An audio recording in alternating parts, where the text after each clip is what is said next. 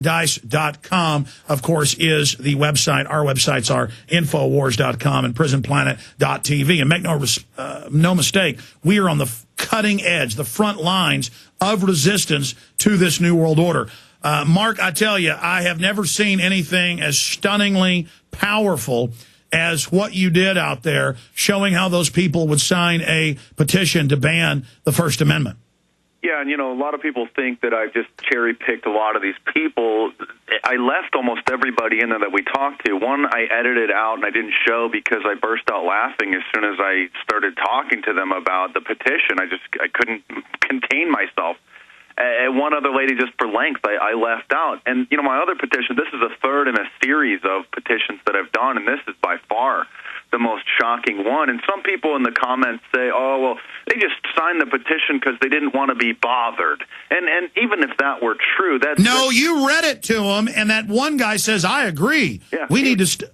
No, they read it. Listen, see, that's the denial. They're in denial about the flu being a hoax, man-made global warming being a hoax, the WMDs being a hoax, 9/11 being a hoax, the banker bailout is a hoax. I mean, people just can't believe that stuff is going on, even when it's admitted. No, and even the one guy at the very end that stopped signing it as soon as I mentioned it would repeal the First Amendment. I warmed him up by saying it would help to stop the hate speech. He starts signing it, and then I'm just coming up with the most ridiculous stuff I can think of off the top of my head. And I can see you fighting back, laughing every time. I mean, it's so ridiculous. Yeah, and I'm stumbling over my words, and I had to dumb myself down because I just couldn't believe. I was trying to think of the most ridiculous things that I could think of, and I just kept saying them. The one guy at the end, I finally said, what this would do is repeal the First Amendment. He stops his pen right in his tracks, then he scratches his name off, and he says, I don't think so, I'm not going to sign. And then I start arguing with him. I said, well, why not? I mean, this would be a good thing.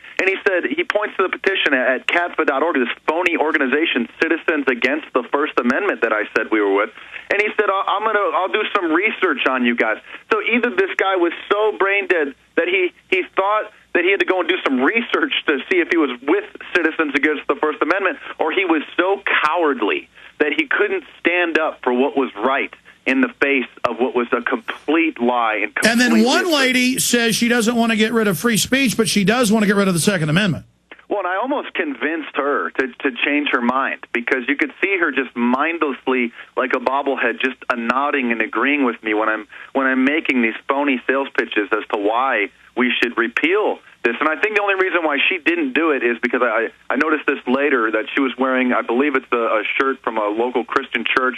And so she's probably a right-wing person, doesn't like Obama. And so when I started saying that it would stop criticism of Obama, I don't think she liked that very much. So, if it would have been somebody else, a different president, perhaps she would have signed it. But none of these people, it shows that they're so brain-dead that half of them don't even know what the First Amendment was. They didn't even ask me, what is the First Amendment? Why would you want to do that? And then they wanted to support speech to stop people from saying mean things. We can't have people saying mean things. It's completely absurd. I can't believe it. And I can't believe that the video hasn't gone more viral than it is. But as we know, the mainstream media wants to keep people dumbed down, so they can't be showing people the just how lost society really is. Maybe this is only California, but this is in a pretty affluent neighborhood. This is in a place where the average home, I think the minimum home is $500,000 to $600,000 minimum. I mean, some tiny little shack in the middle of nowhere, $500,000. This is a nice, educated area. I mean, I can't imagine if I would have done this, inland where I live. Who do you think the scariest one was? I mean, I think that middle-aged kind of hippie guy, he was the scariest because he really read it and he said, I agree, we need to shut them down.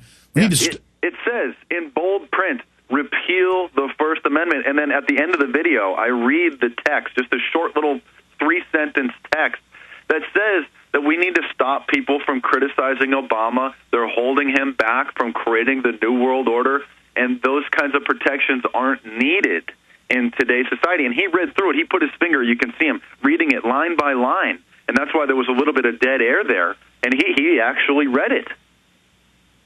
And then I made sure, I said, you read this, right? You're okay with that? And he said, I don't disagree with that. It's unbelievable. Because it's Obama. He's a fake liberal caught up in that false paradigm. So, yeah, let's ban these right-wingers. But we heard the same thing from Michael Savage and Michael Reagan when Michael Reagan said, murder Mark Dice, I'll give you the gun, the ammo, I'll pay you to murder him. I mean, it wasn't a more clear solicitation of murder. And the FBI said that's okay. You know, that's all right. He's allowed to say, kill Mark Dice. So we see the same thing from right-wingers that worship the Republican Party. They say ban anybody that disagrees with Bush's speech, and the Obama supporters say ban the right-wingers' speech. And so basically you've got more than half the public that's ready to ban free speech in the United States. I mean, that shows you the type of brainwashing and all the MTV specials and the college and high school education where all they talk about is hate, hate, hate, hate, hate, hate. And now we have Obama cybersecurity chief resigning, saying the Pentagon's taking it over. Obama comes out and says, I may have to shut down free speech on the web. Cass Sunstein, his regulations are that implements all this, says they're going to do it. Italy is in mainstream news announcing you've got to register to be able to write anything on the internet with the government, pre-approve it with them. Banning websites extrajudicially in Australia. They say we're taking the Chinese model. Bill Gates, head of Microsoft, says he likes what China's doing, doesn't have a problem with it, helped design the system for him. He's now running the NSA takeover system.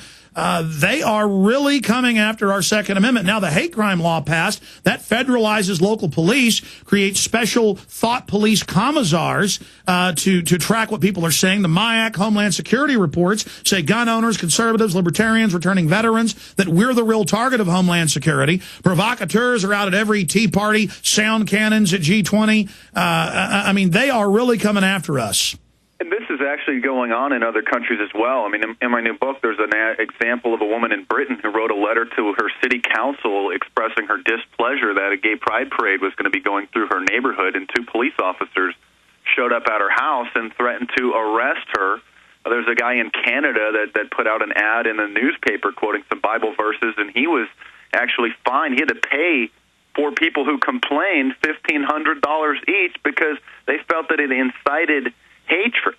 And they're now calling in Europe and in the United States to make it illegal to deny man-made climate change. I mean, they're openly announcing it. Well, Google recently revealed a blogger's name. This woman had a blog about the New York social scene, and she called one particular supermodel a skank. You know, not exactly the worst word in the world. And this woman sued Google, and they revealed the woman blogger's name, and now she's being sued for millions of dollars for defamation for calling this woman a name that you hear on the playground every day at school. But, I mean, I think, I don't know the actual street definition or urban definition of skank, but doesn't that just mean like somebody who dresses scantily like a slut? I think so. I mean, it's not one of the 7 dirty words that's not allowed on television. It's certainly not a popular word, but it's not very defaming, I think. But well, I don't even know about that case, but I mean, more and more we see this happening. I remember 6 years ago I interviewed Robin Page, BBC TV host of One Man and His Dog. He just goes to different small towns and eats their food and drinks their beer, and he walks around with a TV camera. And he was at a rural affairs meeting where they're shutting down hunting and other community events, and he said, look, we, the rural people, deserve the same rights as Muslims and homosexuals, and they arrested him saying the word homosexual was hateful. Well, you were mentioning earlier about the Pentagon paying bloggers and doing fake news, and that's just, as many people know, an extension of the original Operation Mockingbird program, which was exposed in the 70s in a congressional hearing, where back then they were paying $250 million to high-level reporters and editors in every major form of media. Adjusted for inflation, that's $1 billion a year they were paying. And as you know, many of your listeners may know, there's a Pentagon white paper that was floating around where not only were they talking about buying off the bloggers, but they were talking about actually hacking prominent blogs and then changing the blog so that, in a sense, they would just hack Infowars.com and then change the wording in some of the stories. We already have that happening. People take our stories and then change the article, and they take my show and edit it together. And, I mean, there's definite... They tried to have COINTELPRO firebomb Brave New Books, reportedly, that connected to the Palestinian...